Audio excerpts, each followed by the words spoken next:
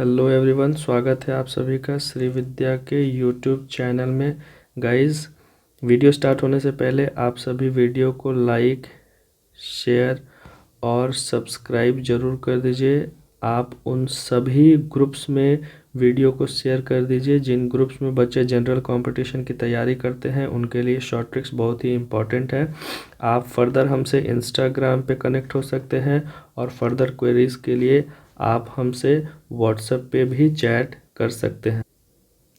आज के वीडियो में डाइस यानी कि पासा से संबंधित सारे क्वेश्चंस को करेंगे जो अक्सर एग्जाम्स में पूछे जाते हैं।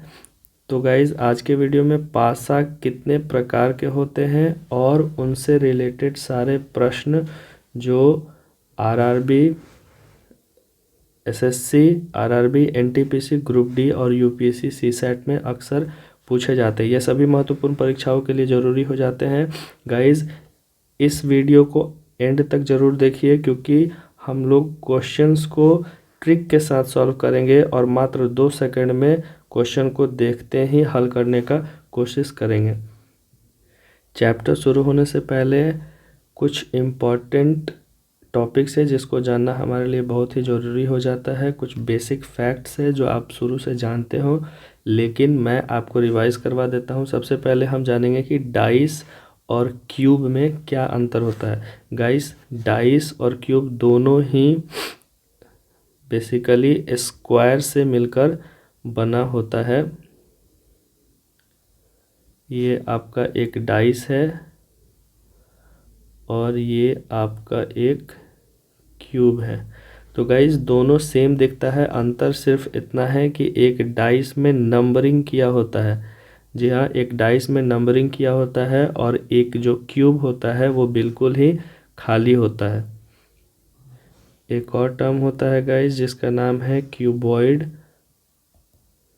तो मैंने आप लोगों को बताया कि एक डाइस और एक क्यूब दोनों किससे मिलकर बनते हैं? स्क्वायर से मिलकर बनते हैं।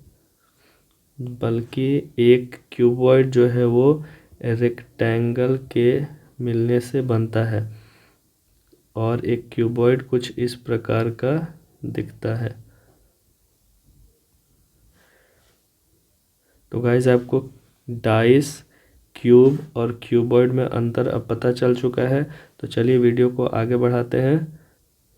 डाइस यानी कि पासा कितने प्रकार का होता है? गाइस, पासा 2 प्रकार का होता है। एक स्टैंडर्ड डाइस होता है और एक नॉन स्टैंडर्ड डाइस होता है। स्टैंडर्ड डाइस को हिंदी में मानक पासा भी बोलते हैं और नॉन स्टैंडर्ड डाइस को साधारण पासा भी बोलते हैं। नॉन स्टैंडर्ड डाइस आगे चल के 2 पार्ट्स में बच जाता है जिसको क्लोज्ड डाइस और ओपन डाइस भी बोलते हैं, यानी कि बंद पासा और खुला पासा।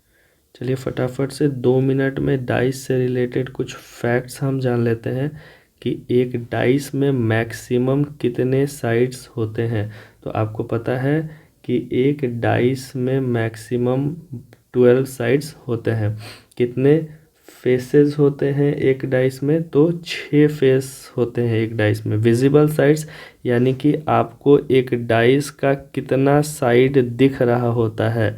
तो एक ये और एक ये, यानी कि एक डाइस का आपको 3 साइड्स दिख रहा होता है। एंगल कितने होते हैं? टोटल 8 कोण एक डाइस में होता है। अंतर को समझिएगा। स्टैंडर्ड डाइस और नॉन स्टैंडर्ड डाइस में क्या अंतर होता है? तो स्टैंडर्ड डाइस यानी कि मानक पासा के 2 विपरीत अंकों का जोड़ 7 होता है। यानी कि अगर कोई डाइस आपके सामने है और उसका अपोजिट साइड्स जो है, 2 अपोजिट साइड्स का सम अगर 7 हो रहा हो तो वो जो डाइस होगा वो स्टैंडर्ड डाइस होगा और ठीक उसका उल्टा नॉन स्टैंडर्ड डाइस के लिए होगा। यानी कि अगर किसी पासा के, किसी डाइस के 2 साइड्स को जोड़ने पर 7 नहीं आ रहा हो तो वो नॉन स्टैंडर्ड डाइस होगा। फॉर एग्ज़ाम्पल, आपके सामने एक डाइस है। इस डाइस को देखकर बताइए कि ये कौन सा डाइस है। गाइज, आपके सामने नंबरिंग किया हुआ है 1, 2 और 3। तो अगर ये स्टैंडर्ड डाइस है यानी कि मानक पासा है तो इसके अपोजिट साइड्स का जो सम है वो कितना होना चाहिए, 7 होना चाहिए। यानी कि 1 के विपरीत कितना हो जाएगा, 6, क्योंकि 1 और 6 को जोड़ने पे कितना आना चाहिए, 7 आना चाहिए, तब ये एक स्टैंडर्ड डाइस होगा। 2 के विपरीत क्या होगा, 5, तब जाके ये 7 बनेगा। और 3 का अपोजिट कितना होगा, 4, तब जाके ये 7 बनेगा। यानी कि एक स्टैंडर्ड डाइस, एक मानक पासा होने के लिए दो अपोजिट साइड्स का सम, दो अपोजिट साइड्स पे दिए गए अंकों का जोड़ 7 होना जरूरी है। चलिए फटाफट से नॉन स्टैंडर्ड डाइस का एक एग्जांपल देख लेते हैं। मैंने कहा कि एक नॉन स्टैंडर्ड डाइस वो होगा जिसमें अपोजिट साइड्स के अंकों का सम यानी कि जोड़ 7 न हो। तो गाइज एक में हम अगर 6 जोड़ेंगे तो वो 7 हो जाएगा, इसीलिए एक के अपोजिट 6 कभी नहीं होगा, चाहे वो 5 हो, 4 हो, 3 हो, इन सब में से हो सकता है। लेकिन इस क्वेश्चन में 1 के अपोजिट 6 नहीं होगा। ऐसे भी आपको दिख रहा है कि 1 के अपोजिट 6 नहीं है, उसके बगल में है, इसलिए 6 कभी भी 1 के अपोजिट नहीं हो सकता है। 6 के अपोजिट 1 नहीं होगा, उसके अपोजिट 2 हो सकता है, 4 हो सकता है, 5 हो सकता है। खैर 5 नहीं हो सकता है क्योंकि 5 इसके बगल में है।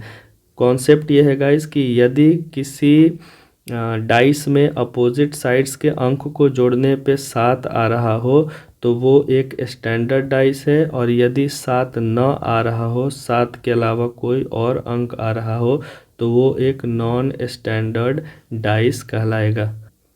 तो चलिए जल्दी से क्वेश्चंस की तरफ बढ़ते हैं। क्वेश्चन आपको एग्जाम में कुछ इस प्रकार से दिखेगा, in the given figure find the number of opposite to 1, that is अगर कोई 2 पासा दिया हुआ है तो आपको बताना है कि 1 के विपरीत यानी 1 के अपोजिट में कौन सा अंक आएगा। गाइज इस ट्रिक के लिए हम लोग क्या करते हैं, हम लोग कॉमन अंक को पता करते हैं। कॉमन हमारे लिए क्या है, 1 है, और फिर 1 से क्लॉकवाइज या एंटी क्लॉकवाइज डायरेक्शन में घूमते हैं।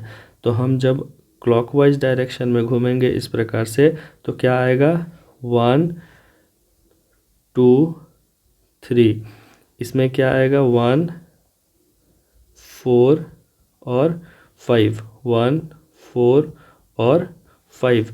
तो गाइज इसमें जो कॉमन अंक आएगा उसको छांट लेंगे, यानी कि 2 के अपोजिट क्या हो जाएगा, 4 हो जाएगा, और 3 के अपोजिट 5 हो जाएगा।